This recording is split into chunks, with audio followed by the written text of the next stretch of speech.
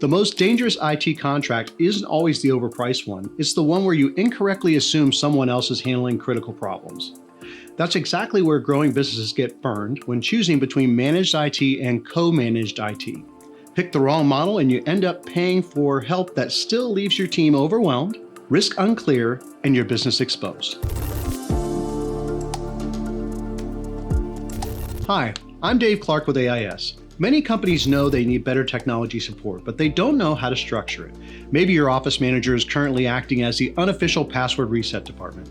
Or maybe you have a dedicated IT manager that is drowning in alerts, vendor calls, and reactive fixes.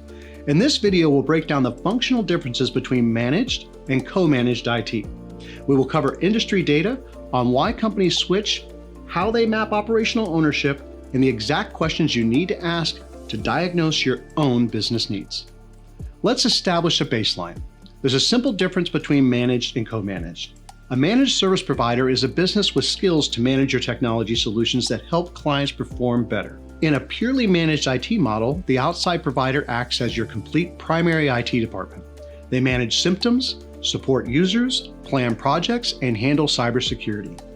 Datto defines co-managed IT model as it combines internal knowledge of your existing IT team with specialized support and an experienced MSP together. The difference isn't the tools. They both provide help desk, cybersecurity tools, and remote support. It's really about ownership. In managed IT, the IT company takes full ownership, whereas in a co-managed environment, it's a shared ownership. How do you know if managed IT is the right operational fit?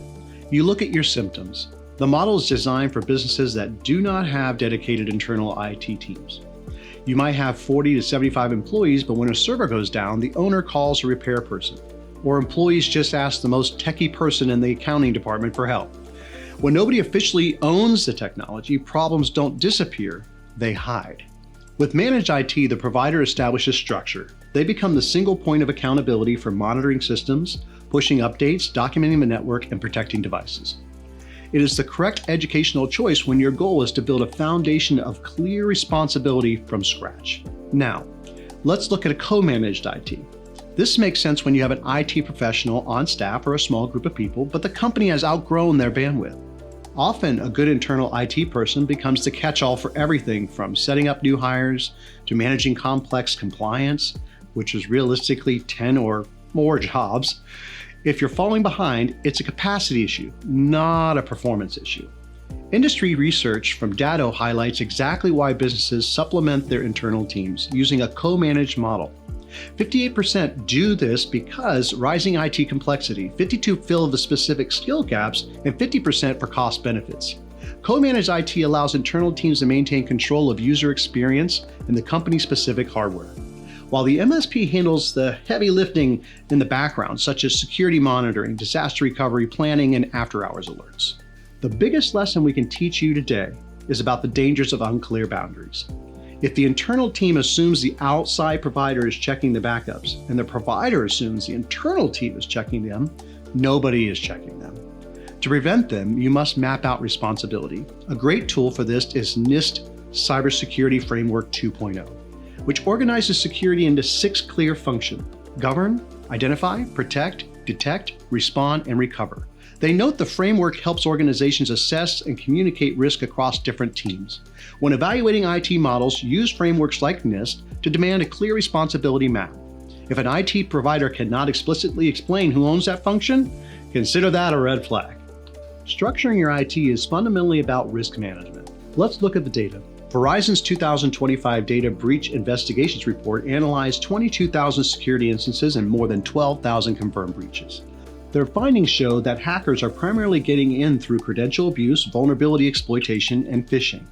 Alarmingly, the report found that ransomware was involved 44% of the time in the reviewed breaches, and SMB experiences ransomware-related breaches at 88% overall rate. The FTC explicitly recommends practical steps to combat this, such as updating software, executing regular backups, and protecting remote access.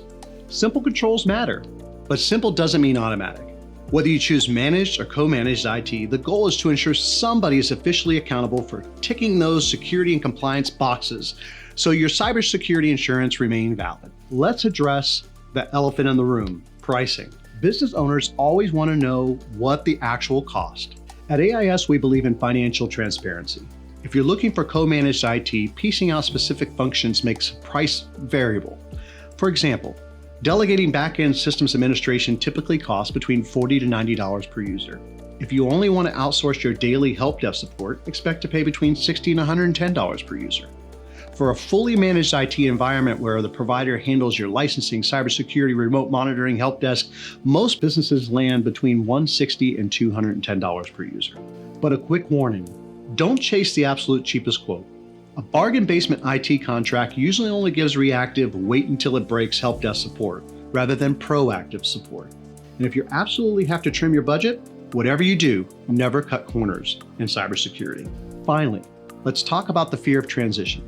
Many leaders tolerate bad IT because they worry about switching providers and it will take their business offline. A well-qualified provider will map out your pain points and build a minimal downtime transition plan, ensuring your employees stay productive and your data stays secure from day one. To summarize, your educational roadmap comes down to a simple internal audit. If your support is reactive, your employees don't know who to call, you lack a dedicated IT professional, managed IT provides the necessary structure from the ground up. If you have a dedicated internal team, but they're bogged down with daily tickets and complex security demands, co-managed IT acts as a force multiplier. Lucky for you, at AIS, we provide both managed and co-managed IT. Because we understand both models, our conversations don't start by pushing a prepackaged service. We start with your operational reality. Before you sign an IT contract, write down every critical technical task your company relies on, from help desk to cybersecurity alerts. Then write down who currently owns it. If the answer is nobody, there's a gap that needs to be fixed. Reach out to us to schedule a no-pressure IT assessment. We will help you audit what you have, identify what is missing, determine structurally which IT model is the safest, smartest, and best fit for your business's future. Thanks so much for watching the IT Help channel. Be sure to like and subscribe for more straightforward answers on technology questions that business leaders are asking. And remember, you can worry less with AIS.